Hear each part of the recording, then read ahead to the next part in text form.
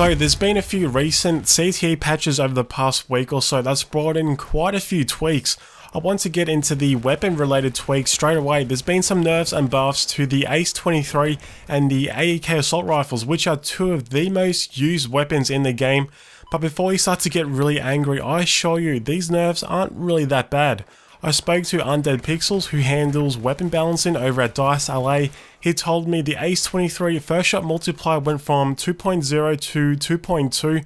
Its reload times have also been tweaked. Its empty reload time went from 3.1 seconds to 3.35, and its tactical reload went from 2.1 seconds to 2.3. So these tweaks aren't really that bad like I said before. However, the ACE-23 did get a buff. It can now carry 35 rounds in its mag, up from 30, so it's similar to how the ACE-21 carbine is in that regard. Honestly, for the extra ammo, I don't really mind having a little extra recoil and having to wait a tad longer for the reload. I think having more bullets can help out extremely well in certain gunfights, especially those times where you run out of ammo and your target kills you, but you would have otherwise won that gunfight if you had a few rounds to spare. But how does a gun feel in game? Well, yeah, I can feel the extra recoil, but it's not really that bad. In fact, once I got used to it, I didn't even think about it. And the extra ammo is amazing to have, so overall, I consider this an overall buff to the ACE-23.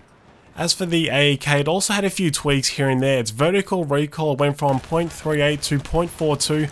Also, its left recoil went from 0.15 to 0.23. However, it did get a buff to its first shot multiplier. It actually went down from 3 to 2.55, which is a fairly big decrease. But in terms of how did these changes affect the weapon in game, to be honest, I didn't really get that much time with it because only very few players were on the CTE servers, but I could feel that slight recoil increase on the left side, which in turn kind of helps negating that strong pull to the right that the AEK has.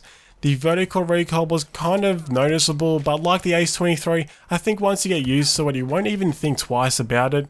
I normally use the angled grip and the flash hider attachments for the AEK in retail BF4, but I think even though its first shot recoil has been reduced and its vertical recoil was increased, I'll still use the same attachment setup, but I might change it in the future once I spend more time with it. The next change I want to talk about is the SRAW. I'm sure you guys have seen videos or at least heard about its massive nerf on CTE. I do agree with some of the nerfs, but others I don't.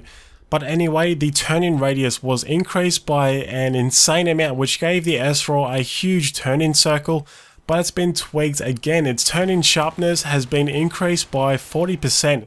Its turn-in sharpness is still nothing like how it is in retail BF4, but if we compare to how the nerf was, which as you can see is pretty damn bad, the SRAW missile has a huge turn-in circle, but let's take a look at how it is with the recent patch.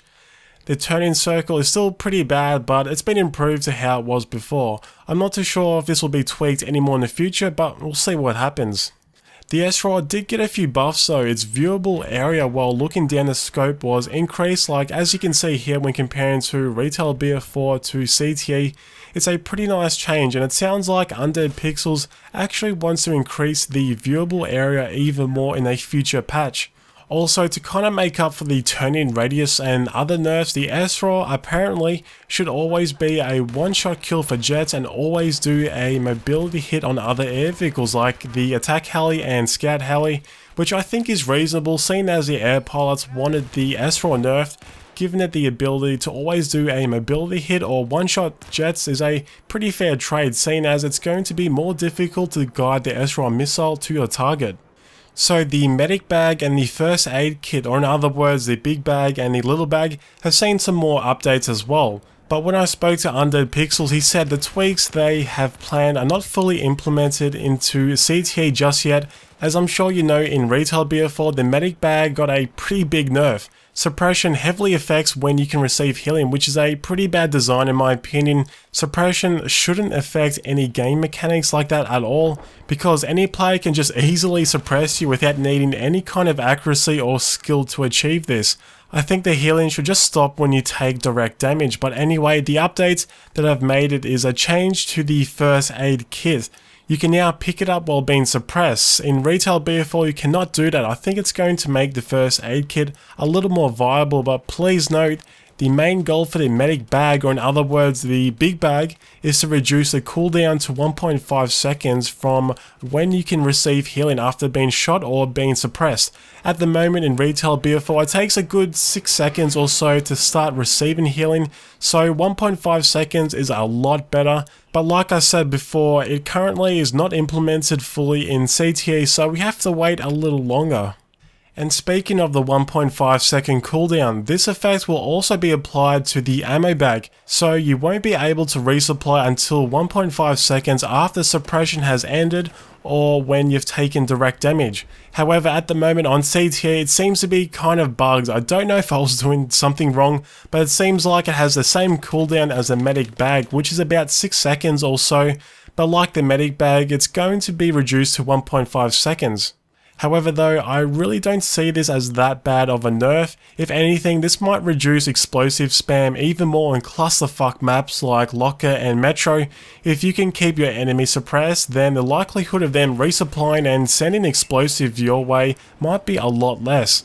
But in saying that though, because most of the time CTE servers are empty, which is really unfortunate, I can't really see how this affects gameplay in a normal full server.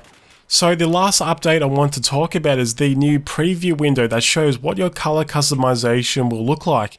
At the moment there's a preview window for vehicle reticle, vehicle chase camera reticle, hit indicator for when you get a body shot, also when you get a headshot and a kill shot. Like I said, you'll see a preview window on the right side for each of these options, which is pretty damn cool because you don't need to leave the menu to see what the color will look like. Anyway guys, that's it for today's video. Let me know your thoughts about the stat changes to the ACE-23 and the AEK. Also, what are your thoughts about the SRAW updates? Thanks for watching and I'll see you in the next video.